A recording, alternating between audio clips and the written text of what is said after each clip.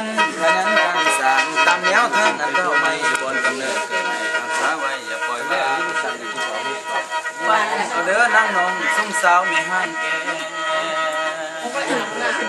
หักบนพังสายหักบนแค่สายมือหักบนคือเปล่าต้องเลยคนเฮ้ย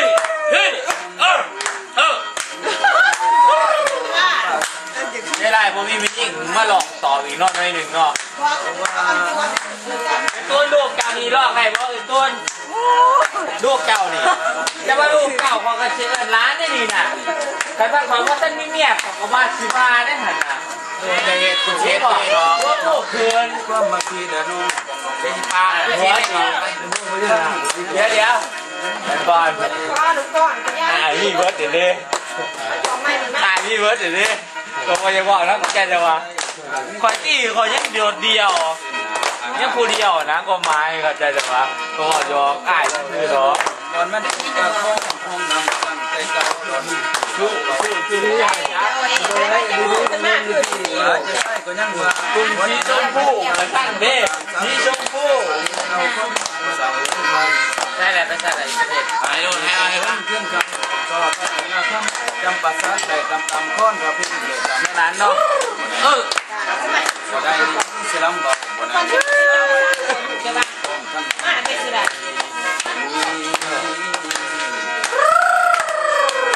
เอิ้นนะไปกินเบียร์มาแล้วบ่ได้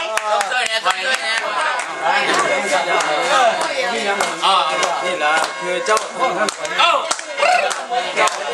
น้องเด็กหน้ามนต์ใส่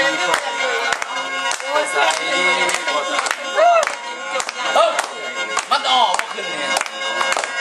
พาแม่ได้ตามคนบริสุทธิ์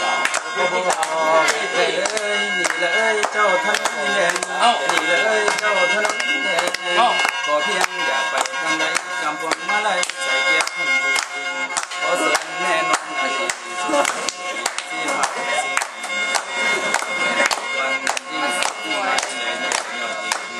ไปบ่สิพักไปสิให้ติงสติงไปเลยแก้วตาติงไปเลยแก้วตาเที่ยวสมส่วนสมรอยลำดวนสมพังยามเยี่ยมวันจะรับ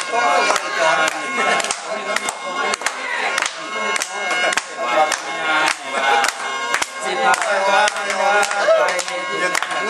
ทุกคนสิพาไป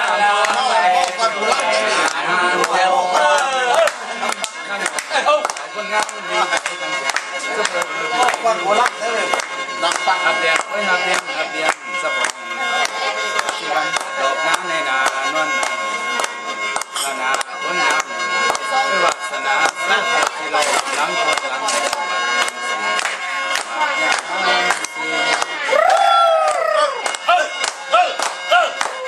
ผู้ชายนั้นมาคอยผู้ชายนั้นมาคอยเนี่ยฉลาดที่ก้อยต้องทันทีต้องหาเด้อกินเหล้ายังไม่ได้ก็เชี่ยหรอกต้องไว้ผูกเรือว่าไว้คงไว้ผูกเรือว่าไว้คงเอาหัวนั่งลงกินแล้ว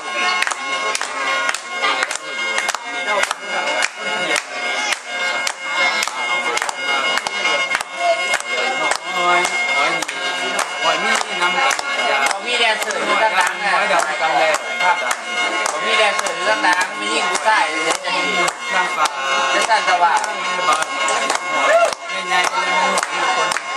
ง่ายๆแล้วมันหนุนคนแต่ดีซอสเนาะ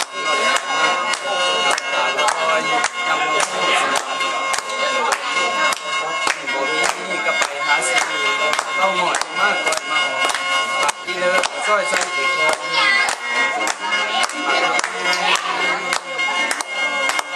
มาแข่งเอาหอยอยู่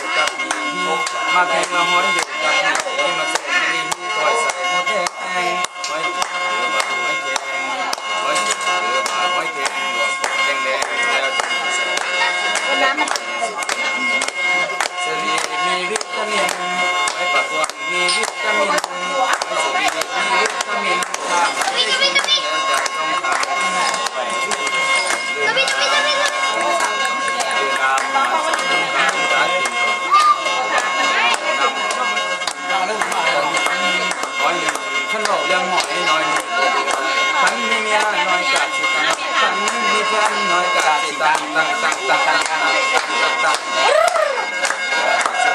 อาไปแล้วนำ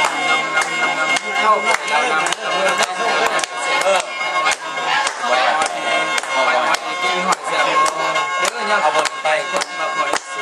ก็ถอยซ้ำถอยเอาสี่ก็ถอยช้อนอีกคนนึงมาให้อีกคนนึงก็